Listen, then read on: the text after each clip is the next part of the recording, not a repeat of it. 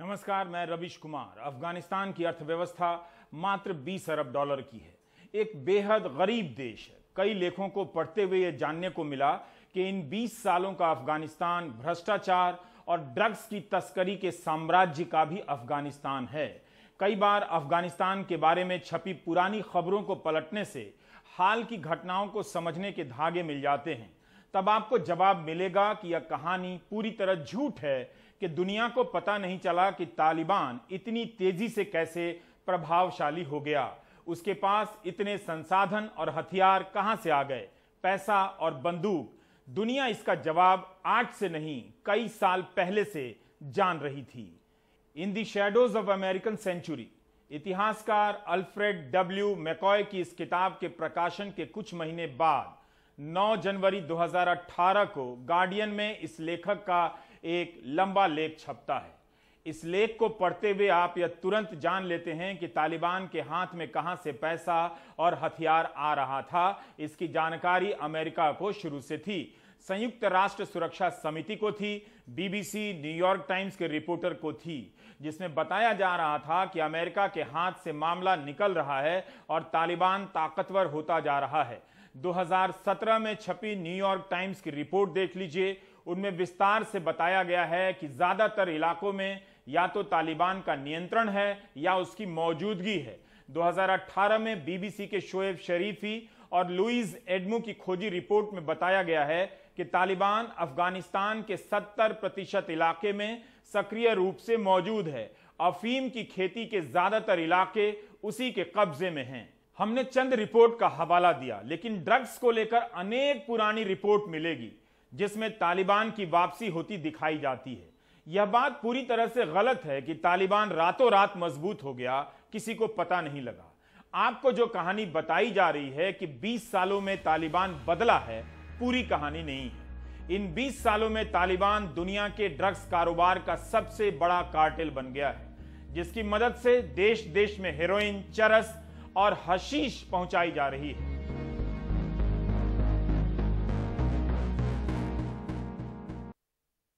तालिबान 2.0 बताने वाले, यानी सुधरा हुआ तालिबान की थ्योरी देने वाले, अगर हिंदी में समझ सकें कि जिनके हाथ में आधुनिक हथियार हो, वो हथियार हेरोइन और चरस के अवैध कारोबार में कमाए पैसे से खरीदे गए हों और इन्हें खरीदने वाले लोग दुनिया भर में उनके नेटवर्क हों, तो ऐसे लोगों को सुधरा हुआ कहा जा रहा है।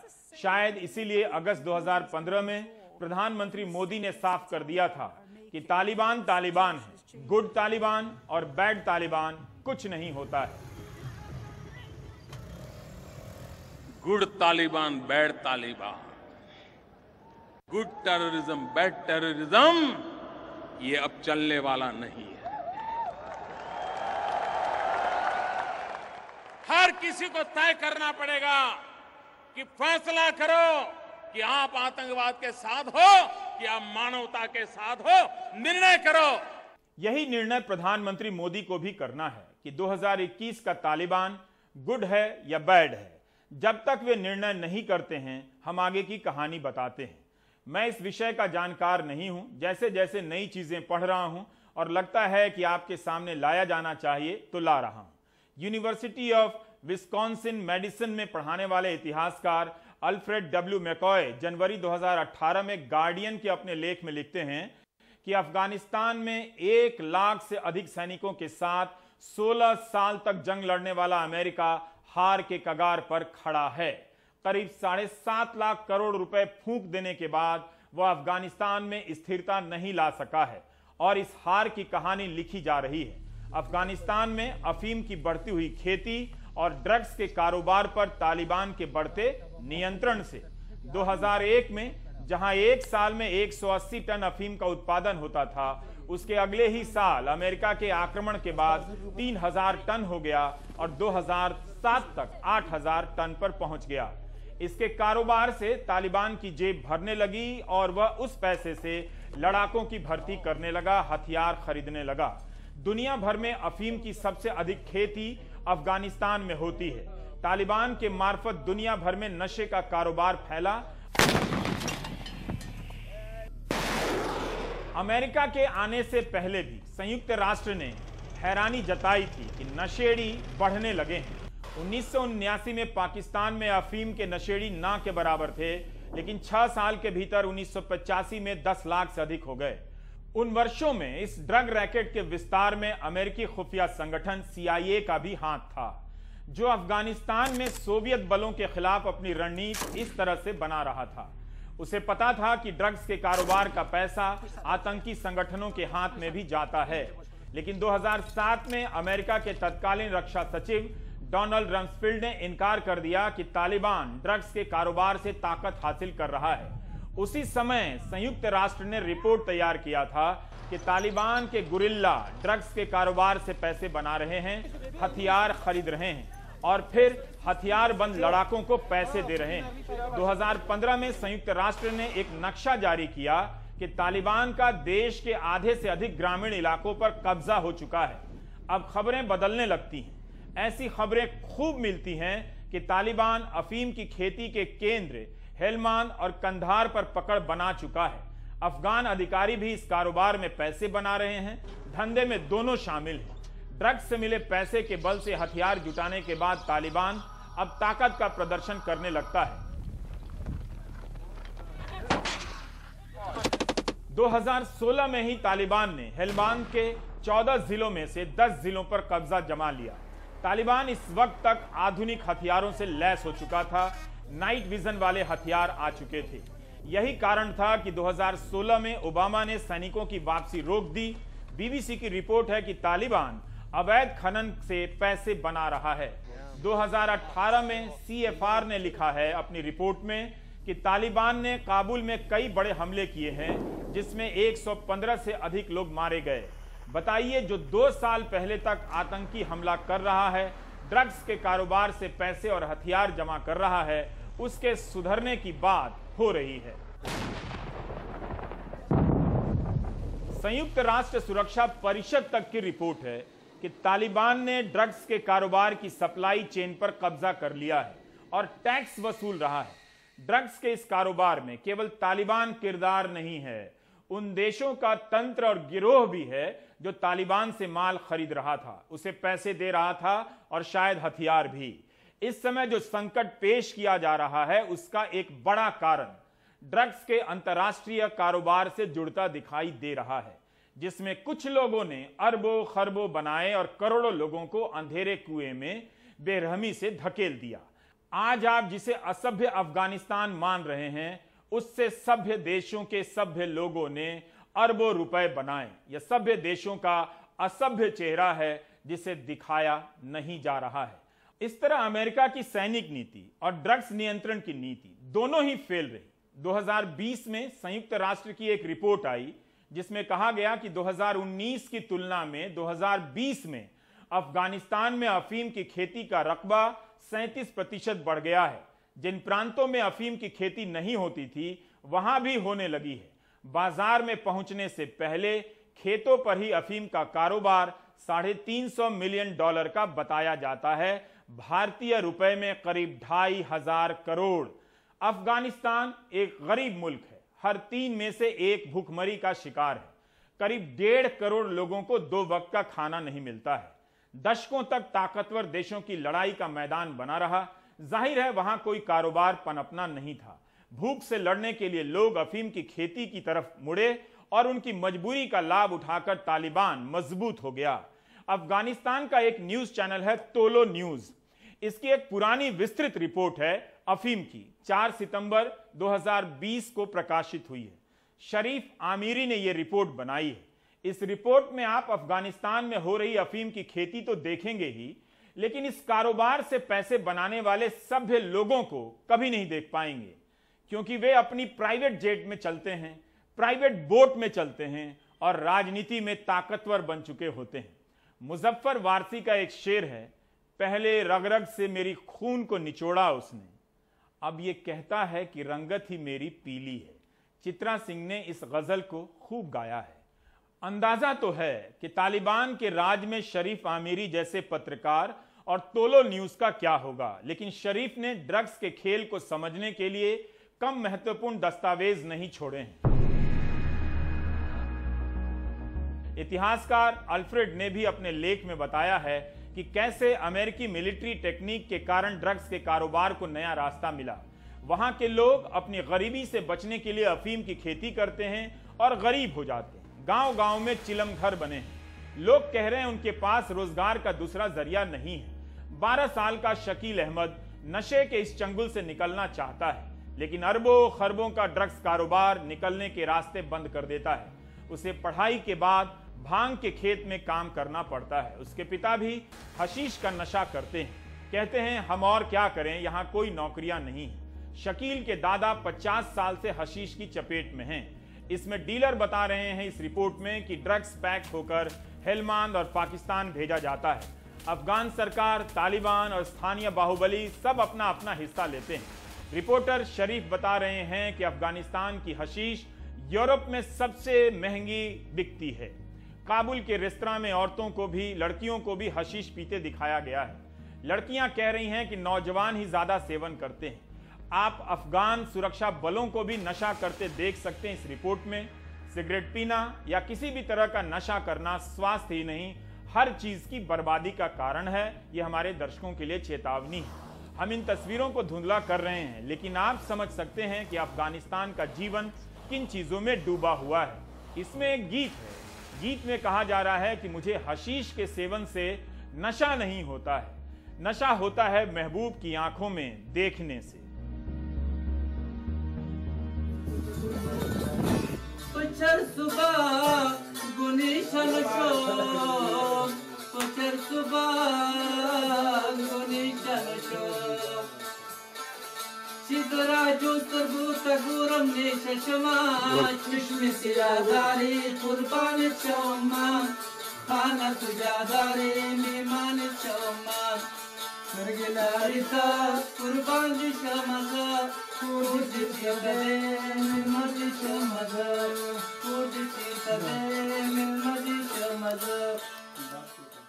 इसलिए तालिबान के खेल को समझने में जल्दबाजी मत कीजिए।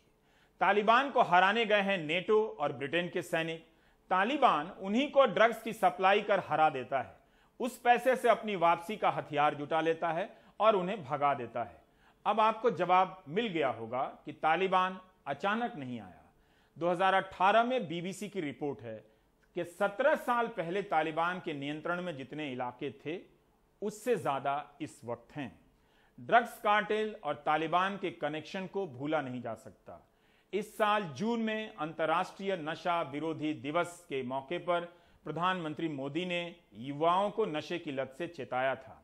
यही नहीं, 14 अगस्त 2014 के मन की बात में भी एक वीडियो शेयर किया था और इसका उल्लेख किया था।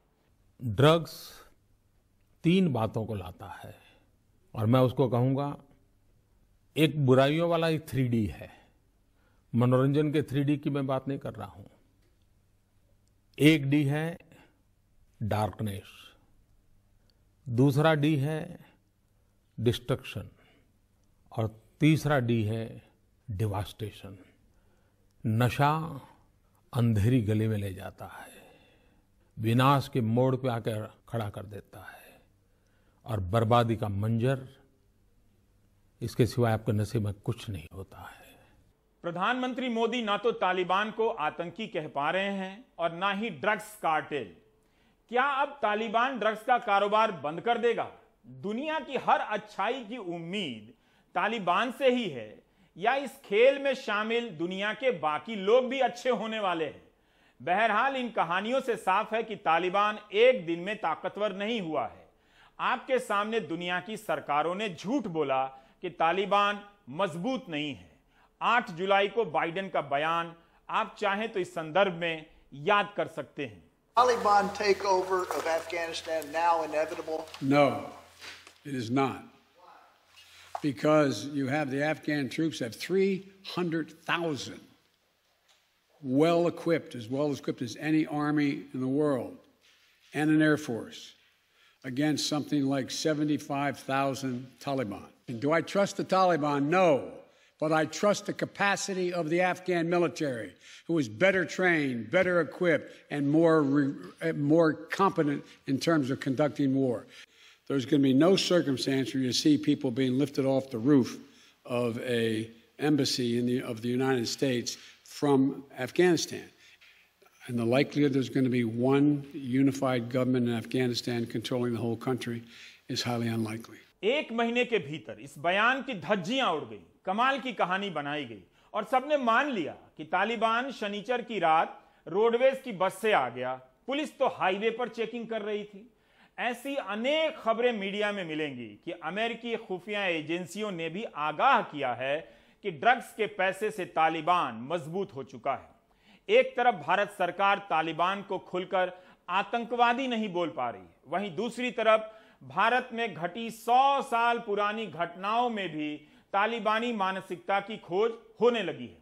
तब कोई तालिबान का नाम नहीं जानता था, अफगानिस्तान में भी तालिबानी मानसिकता का पता नहीं था, लेकिन केरल के मोपला दंगों में राम माधव को तालिबानी मानसिकता की पहली भूमिका नजर आ गई।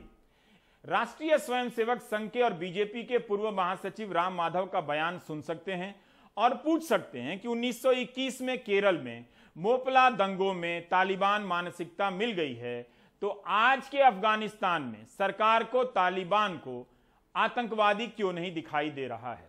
उनका यह बयान दिखाने से पहले बहुत संक्षेप में कुछ कहना चाहता हूं। 21वीं सदी के भारत की सड़कों पर आपने अनगिनत ट्रक और टेम्पो के पीछे लिखा देखा होगा, बेटी बचाओ बेटी पढ़ाओ। जरा बताइए कि बेटियों को मारने वाले कौन हैं जिनसे बचाने के लिए प्रधानमंत्री मोदी को नारा देना पड़ा है। भारत में तो तालिबान इस समय नहीं है, तो फिर बेटियों को गर्भ में या गर्भ के बाहर कौन मार रहा है? क्या भारत के लोग इतने भोले हैं कि तालिबान से प्रभावित होकर बेटियों को मारने लग गए? मोपला दंगों की अलग व्याख्या हो सकती है, लेकिन तालिबान की मानसिकता ढूंढकर क्या राम माधव यह कहने का प्रयास कर रहे हैं कि तालिबानी मानसिकता का उदय भारत में हुआ था? क्योंकि तालिबान की इस मानसिकता का संबंध तो अफगानिस्तान में भी पिछले 30-40 साल की घटनाओं से है। Remember, Taliban is not just a party, not just a group. It's not just a terror outfit. It's a mindset. This mindset was responsible for the partition of our country in 1947. The first society to be subjected to this kind of atrocious mindset, violent mindset, was none other than Kerala. The Mopla rebellion, about which lots of details were given by Dr. Anand Bose, was in a way the first manifestation of the Talibani mindset in India, Mitro. BJP के राम माधव के अनुसार अगर party का राष्ट्रीय नेतृत्व इस बात को लेकर सजग है कि भारत में तालिबानी मानसिकता को जगह नहीं दी जाएगी, तो फिर राम माधव ही प्रधानमंत्री से पूछ लें कि वे बता क्यों नहीं रहे हैं कि तालिबान आतंकवादी है या नहीं।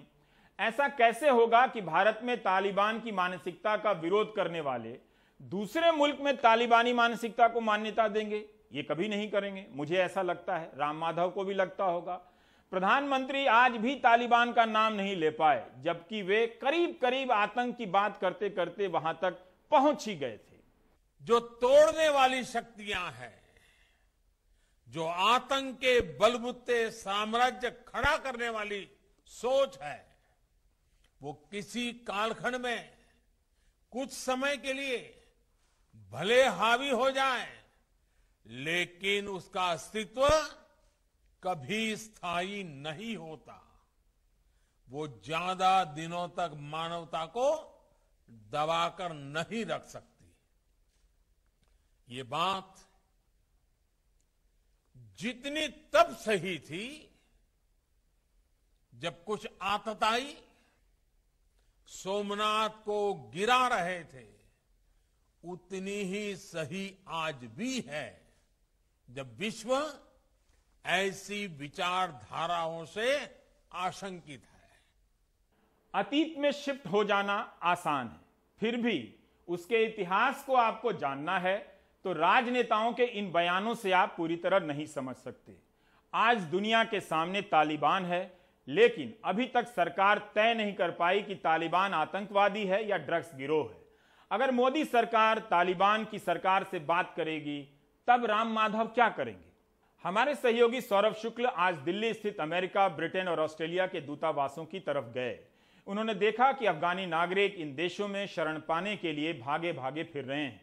कुछ अफगान महिलाएं भी हैं जिनके पति अफगानिस्तानी सेना में थे और तालिबान ने उन्हें मार दिया है। 52 साल की जरगुना बारिश में भीगती हुई पैदल एक दूतावास से दूसरे दूतावास जा रही। जरगुना के पति अफगानिस्तान के राष्ट्रपति भवन में काम करते थे।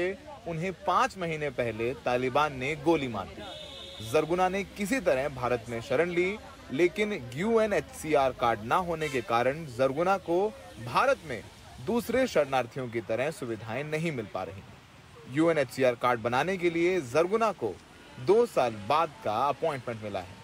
जी, वो प्रेसिडेंट होम में काम करते थे, तो उनको काम से निकलते 4-5 बजे के करीब उनको इनके घर के पास ही मारा है। कब? 4-5 महीने पहले। 5 महीने पहले? जी जी। काबुल में? जी जी, काबुल में।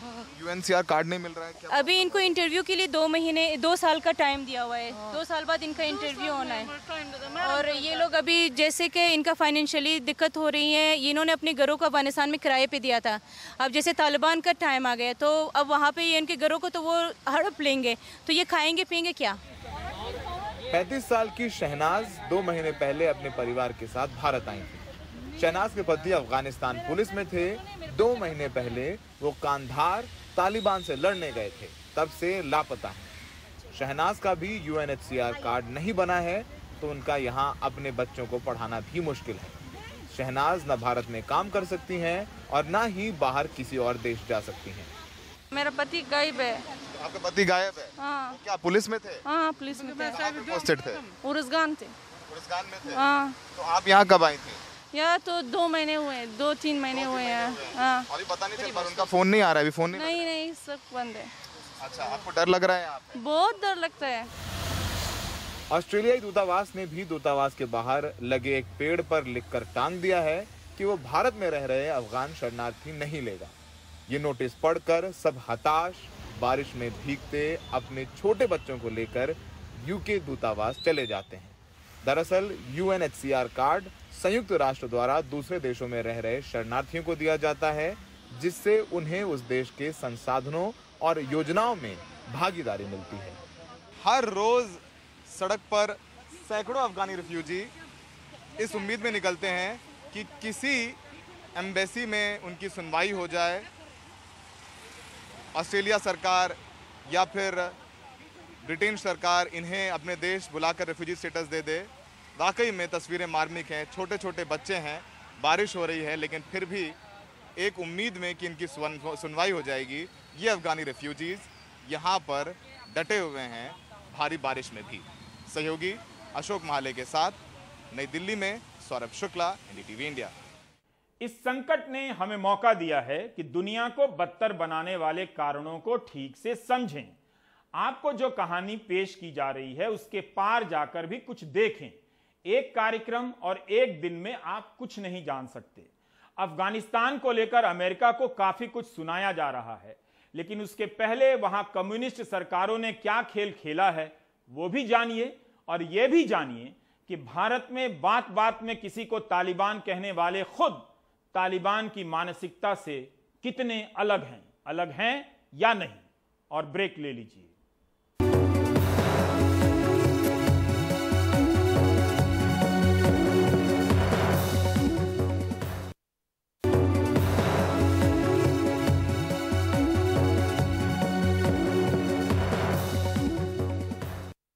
तालाबंदी के 1.5 साल के दौर में करोड़ों बच्चे स्कूल और पढ़ाई से दूर हो गए। अनगिनत बच्चे परिवार की गरीबी का सहारा बनने के लिए स्कूल छोड़ गए क्योंकि उनके मां बाप की कमाई बंद हो गई। आज के ही अमर उजाला में रिपोर्ट है कि गाजियाबाद के सरकारी स्कूलों के 40,000 बच्चे ऑनलाइन शिक्षा नहीं ले सके क्योंकि उनके पास स्मार्टफोन नहीं थे। हमारे सहयोगी हरबंस झारखंड के लातेहार के गांव गए हैं। जनजातीय इलाकों में पढ़ाई बंद है। देश के सबसे गरीब राज्यों में से एक झारखंड के बंद स्कूल बच्चों की उम्मीदों पर भारी पड़ रहे हैं, खास तौर पर उनकी जो प्राइमरी और मिडिल स्कूलों में पढ़ते हैं। कोरोना की वजह से ये बच्चे तकरीबन 2 वर्षों से स्कूलों से दूर हैं और ऑनलाइन पढ़ाई ज्यादातर के लिए तकरीबन असंभव ही है। अर्थशास्त्री जॉन ड्रेस और रितिका खेड़ा ने झारखंड के 4 गांवों में घर घर जाकर हाल ही में एक सर्वे किया। उन्होंने 150 बच्चों से बात की, जिनमें से तकरीबन 75% एक भी शब्द नहीं पढ़ सके। इसे महामारी का ही असर कहा जाएगा, क्योंकि एनजीओ प्रथम की 2018 की एक रिपोर्ट के मुताबिक तब सरकारी स्कूलों में कक्षा 5 में पढ़ने वाले 30% बच्चे ही दूसरी क्लास के स्तर की पढ़ाई कर सकते थे। झारखंड की राजधानी रांची से 110 किलोमीटर पश्चिम में नक्सली असर वाले लातेहार जिले के कुटमू गांव में सरकारी स्कूल में पढ़ने वाला 12 साल का सुधीर कुमार अपनी 5वीं की किताब में बुनियादी शब्द भी नहीं पढ़ सका। ऑनलाइन पढ़ाई के लिए उसके घर में स्मार्टफोन नहीं है। उसे हाल में ही कक्षा 5 से 6 में प्रमोट किया गया है। पहले थी सुबह सुबह उठता था, नहा के स्कूल जाते थे, तो कोरोना नहीं, लॉकडाउन जब से लगा है तब से नहीं जा रहे हैं स्कूल। और पढ़ाई लिखाई कैसे होता है? पढ़ाई लिखाई का कैसे होगा, कुछ नहीं होता है पढ़ाई लिखाई। तुम अभी जो किताब पढ़ रहे थे सही से नहीं पहले पढ़ लेते थे? हाँ, पढ़ लेते थे पहले। 5 किलोमीटर दूर डुम्बी गांव में ऐसी ही कहानी नीता कुमारी से जुड़ी है, जिसको हाल में ही 7वीं कक्षा से 8वीं में भेजा गया है। क्या पढ़ रही हो?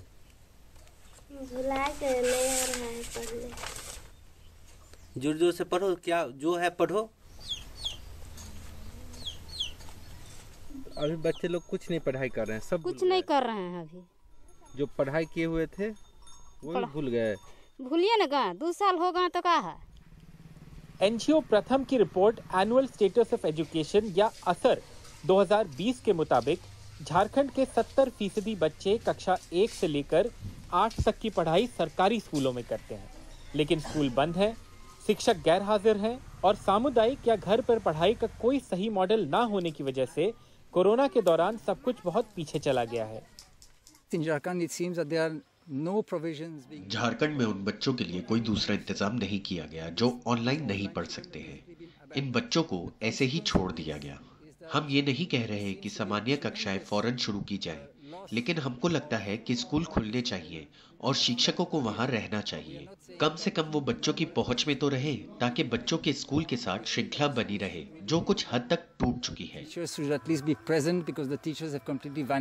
कोरोना का असर कम होने के बाद जब सारे स्कूल खुल जाएंगे तो तकरीबन 2 वर्षों के दौरान स्कूली छात्रों ने जो कुछ खोया है उसे वापस हासिल करना बहुत ही मुश्किल काम होगा। लातेहार के डुम्बी गांव से संजीव के साथ हरिवंश शर्मा, एनडीटीवी इंडिया के लिए। आप देख रहे थे प्राइम टाइम। नमस्कार।